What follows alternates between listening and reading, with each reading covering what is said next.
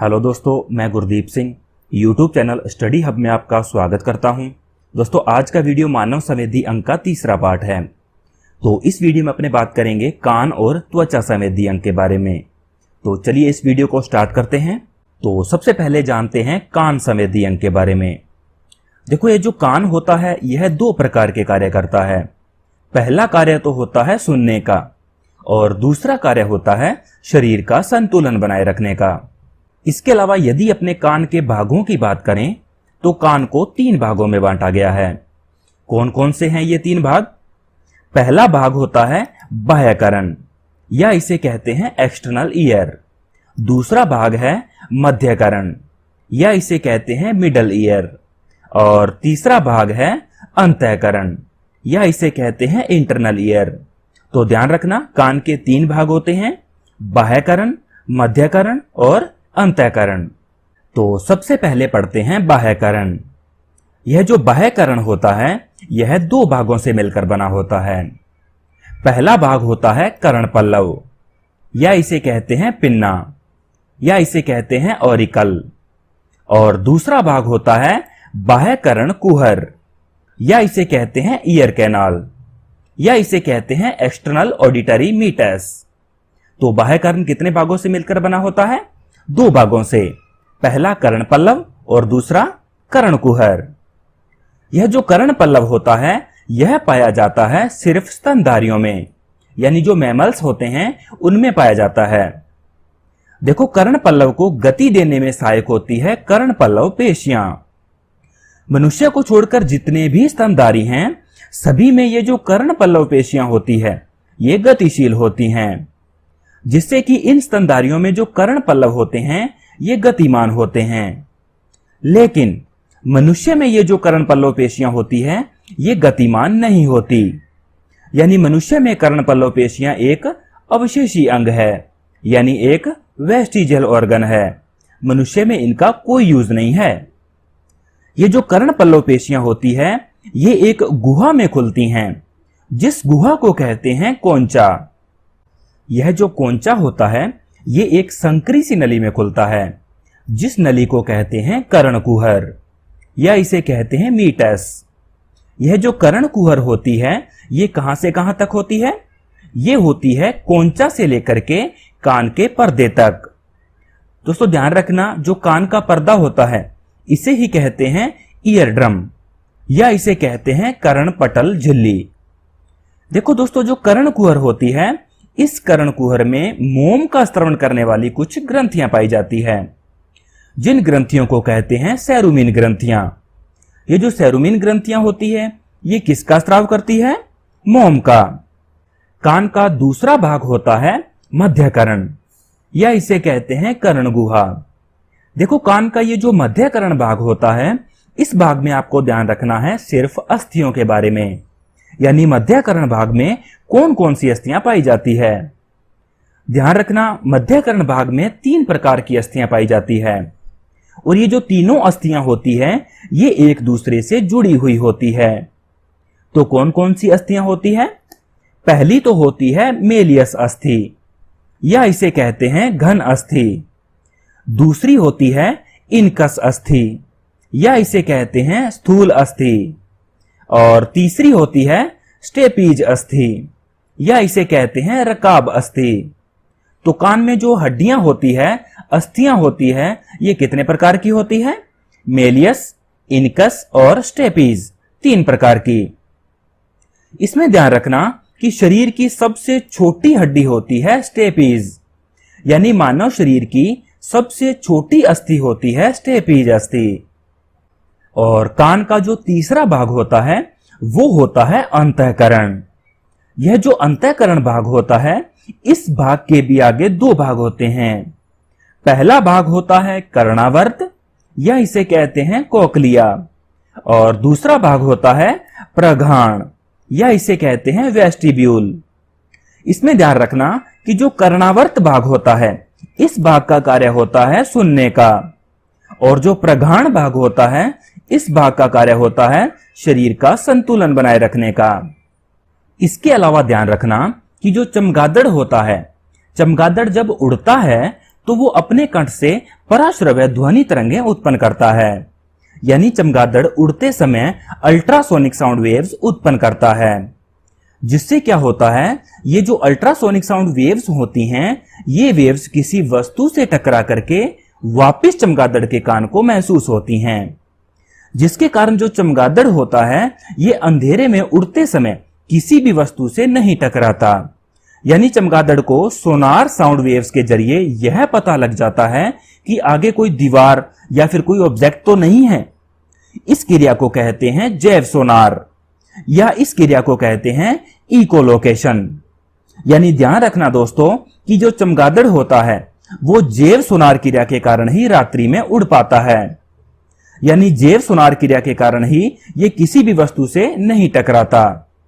इसी में यदि अपने बात करें कि सोनार क्या है, तो ध्यान रखना दोस्तों, सोनार एक तकनीक होती है जिसका पूरा नाम होता है साउंड नेविगेशन एंड रेंजिंग। यह जो सोनार तकनीक होती है, इस तकनीक का उपयोग किया जाता है पानी में डूबी हुई वस्तुओं का पता लगाने के लिए, और समुद्र की गहराई मापने में भी इस तकनीक का उपयोग किया जाता है। इसके अलावा इस तकनीक का उपयोग किया जाता है सोनोग्राफी में। देखो दोस्तों, जिस प्रकार अपने आसमान में किसी एरोप्लेन या फिर किसी मिसाइल का पता लगाने के लिए राडार का उपयोग करते हैं, ठीक उसी प्रकार ही समुद्र में किसी ऑब्जेक्ट का पता लगाने के लिए उपयोग करते हैं सोनार तकनीक का। यह जो सोनार तकनीक होती है, यह दो प्रकार की होती है। पहली होती है एक्टिव सोनार और दूसरी होती है पैसिव सोनार। यह जो एक्टिव सोनार टेक्नोलॉजी होती है, इस टेक्नोलॉजी के द्वारा क्या करते हैं कि एक तरफ से तो साउंड वेव्स को भेजते हैं, और जब ये साउंड वेव्स किसी ऑब्जेक्ट से टकरा करके वापस आती है तो अपने ट्रांसमीटर के द्वारा यह पता लगा सकते हैं कि जो सामने वाला ऑब्जेक्ट है वो हमसे कितनी दूरी पर है। और ये जो पैसिव सोनार टेक्नोलॉजी होती है, इस टेक्नोलॉजी में अपने क्या करते हैं कि बिना किसी साउंड वेव्स को भेजे ही सामने से जो आने वाली वेव्स हैं, इन वेव्स से अपने यह पता लगा सकते हैं कि हमारे आसपास का जो ऑब्जेक्ट है वो हमसे कितनी दूरी पर है। ये जो पैसिव सोनार टेक्निक है, इस टेक्निक का उपयोग करते हैं नेवी में।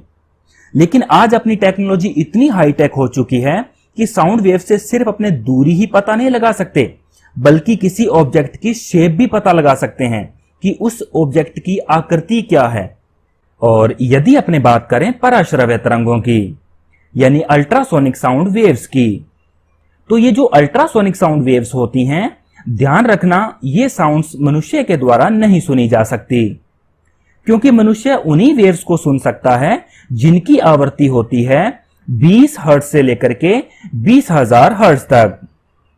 और ये जो अल्ट्रासोनिक साउंड वेव्स होती हैं, इनकी आवृत्ति होती है 20,000 हर्ट्ज से अधिक। इसलिए इन वेव्स को मनुष्य नहीं सुन सकता। और जिन वेव्स की आवृत्ति 20,000 हर्ट्ज से अधिक होती है, उन्हें सुन सकता है चमगादड़, क्योंकि जिन वेव्स की आवृत्ति 20,000 हर्ट्ज से अधिक होती हैं, उन्हें कहते हैं अल्ट्रासोनिक साउंड वेव्स। और ये जो अल्ट्रासोनिक साउंड वेव्स होती हैं, इन्हें चमगादड़ सुन सकता है। इसके अलावा ध्यान रखना कि जिन वेव्स की आवृत्ति 20 हर्ट्ज से कम होती है, उन्हें सुन सकता है हाथी। देखो दोस्तों, लगभग जो प्राणी होते हैं, ये इंफ्रासाउंड वेव्स को सुन सकते हैं। और ये जो इंफ्रासाउंड वेव्स होती हैं, इनकी आवृत्ति होती है 20,000 हर्ट्ज से कम। और अल्ट्रासोनिक साउंड वेव्स की आवृत्ति कितनी होती है? 20,000 हर्ट्ज से अधिक। अब बात करते हैं त्वचा संवेदी अंग के बारे में।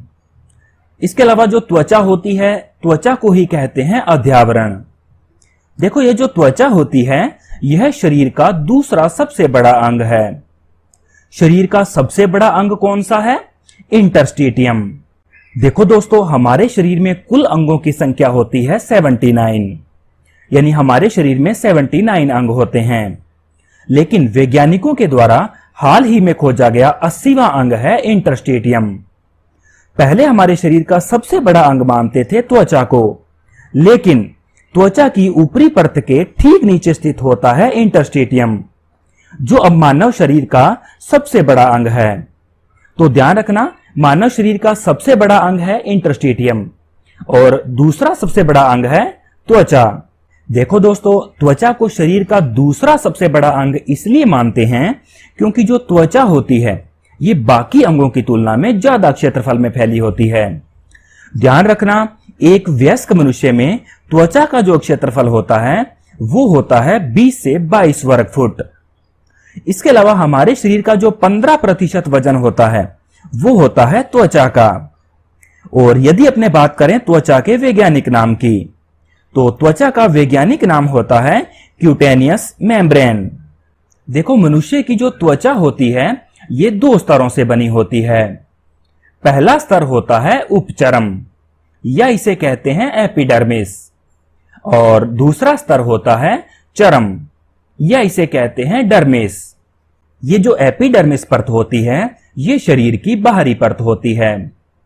और जो रक्त वाहिनियां होती है यानी जो ब्लड वेसल्स होती हैं ये एपिडर्मिस परत में नहीं पाई जाती। इसके अलावा जो एपिडर्मिस परत होती है इसमें पाई जाती है मेलानोसाइट्स नामक कोशिकाएं।